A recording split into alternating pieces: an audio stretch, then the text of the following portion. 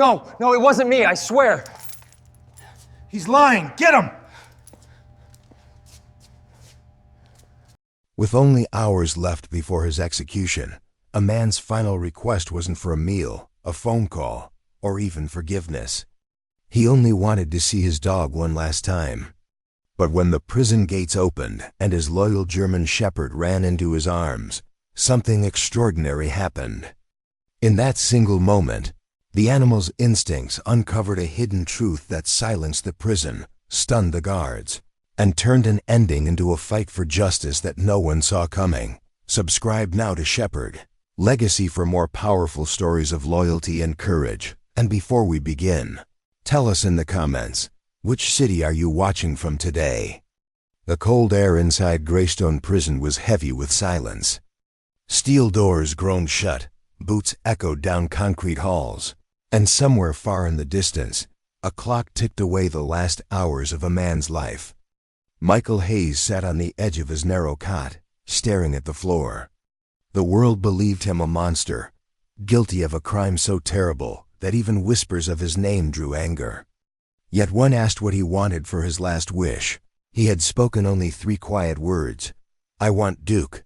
Duke was his German shepherd, a dog he had raised from a tiny pup.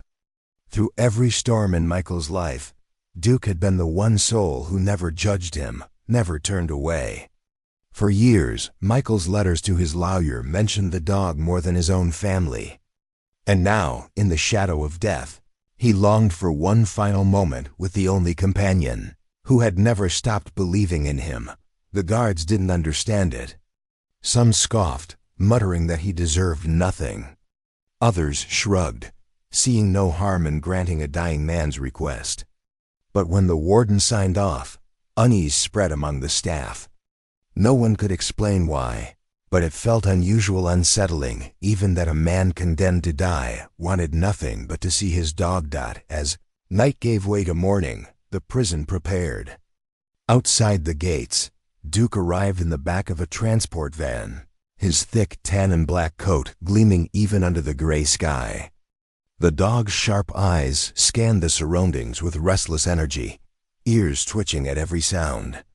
The handler tightened his grip on the leash, muttering that the animal seemed too alert, too focused, as if he already sensed something the rest of them didn't. Single quotes T. Inside the cell block, Michael rose slowly when the heavy door creaked open. His face carried lines of exhaustion, his shoulders hunched from years in confinement. Yet when he heard the faint scratching of paws on concrete, his expression changed. For the first time in years, his hardened mask cracked, replaced by something raw hope. The hallway lights flickered as the shepherd appeared, his nails clicking against the floor. Duke lunged forward, tail whipping, pulling against the leash until he reached Michael. The reunion was immediate and overwhelming. The dog whined and pressed into him, and Michael fell to his knees, arms wrapped tight around the thick fur of the animal he thought he'd never touch again. For a brief moment, the prison walls seemed to disappear. Guards looked away, some swallowing hard, others pretending not to notice the tears stinging their own eyes. It was a scene no one had expected, an accused criminal cradling a dog like a lost child, both clinging to each other as if the rest of the world didn't exist. But in that fragile silence, something stirred. Duke stiffened, his ears snapping forward. His body tensed, a low growl rumbling deep in his chest. Michael felt it instantly, his hand resting on the dog's back. The shepherd had sensed something wrong. And in the moments that followed, the truth would begin to unravel. The guards shifted uneasily as Duke's growl deepened. His muscles coiled, his body pressing against Michael, as though shielding him from an unseen threat. The dog's sharp eyes darted toward one of the correctional officers standing nearby, and for a moment, the air grew thick with tension. "Control your mutt," one of the guards barked, his voice sharper than intended. But Michael didn't flinch. He knew that growl. Duke wasn't reacting to strangers or uniforms. He was reacting to something far more specific. Michael placed a calming hand on the shepherd's back, whispering his name. Duke lowered his growl, but his posture stayed rigid, his gaze locked on the officer in question. A silence fell, and the man shifted uncomfortably, his jaw tightening as the rest of the staff exchanged uncertain glances. The warden cleared his throat, breaking the uneasy pause.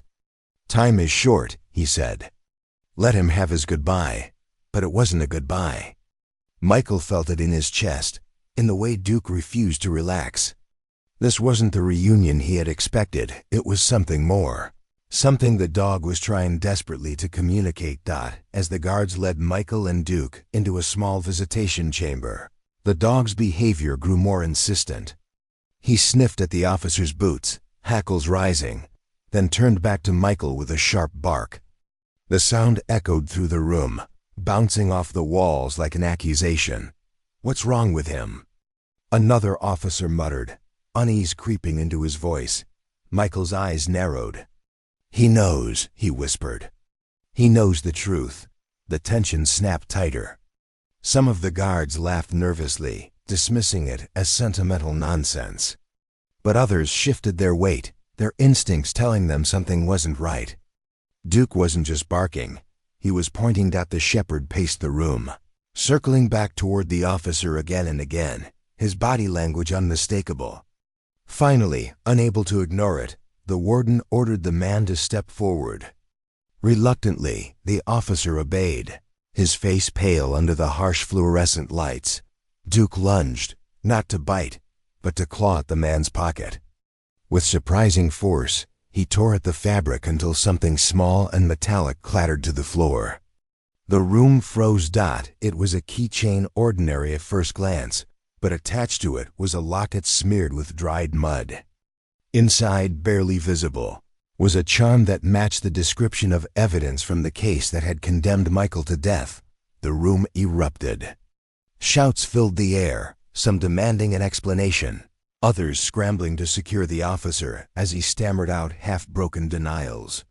Michael sat frozen, his hands still clutching Duke's harness, his heart hammering in his chest. The shepherd stood tall beside him, chest heaving, his sharp eyes never leaving the guilty man. In that moment, Michael realized what his dog had done. Duke hadn't just come to say goodbye. He had come to save his life.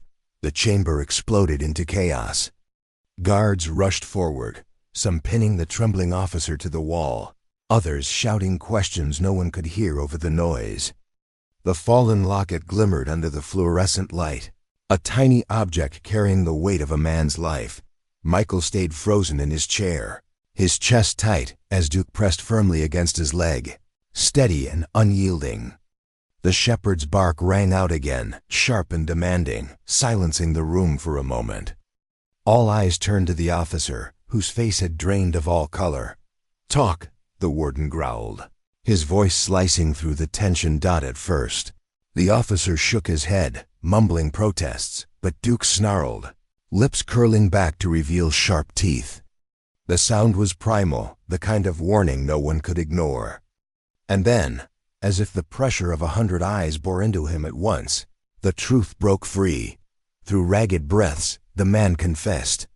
He had been the one who planted false evidence during the investigation years earlier.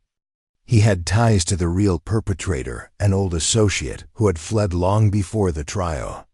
Michael had been the easy target, the convenient scapegoat. The locket had been a mistake, hidden but never truly gone, and Duke had sensed it instantly. Gasps filled the chamber. For years, Michael had shouted his innocence into deaf ears. Now, in the final hours of his life, it was his dog, not the justice system, that had revealed the truth. The warden's face was grim, his jaw clenched as he gave orders. Get Hayes back to his cell. Suspend the execution. Michael's knees nearly gave out as he stood, his hand gripping Duke's harness like a lifeline.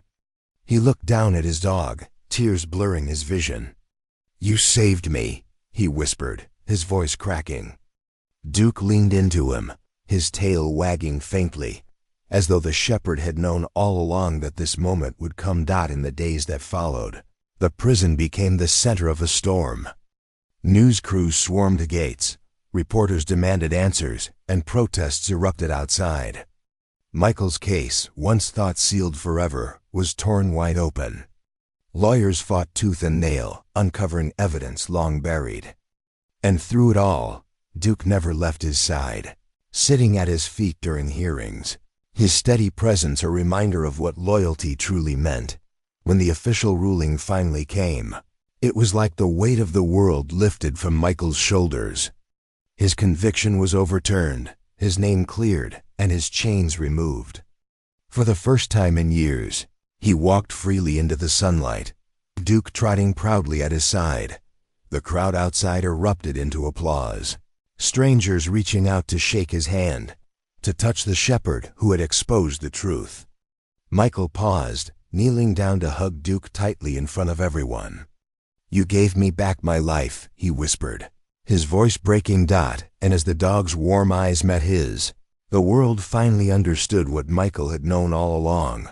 Duke wasn't just a companion. He was his salvation.